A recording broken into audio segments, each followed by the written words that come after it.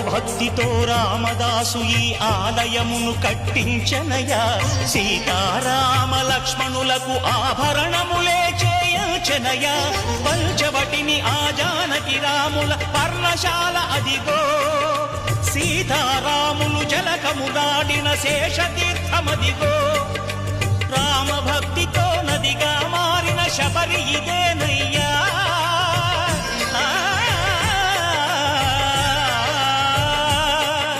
రామభక్తితో నదిగా మారిన శబరి ఇదేనయ్యా.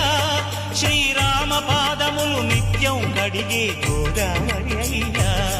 ఈ క్షేత్రం తీర్థం దర్శించిన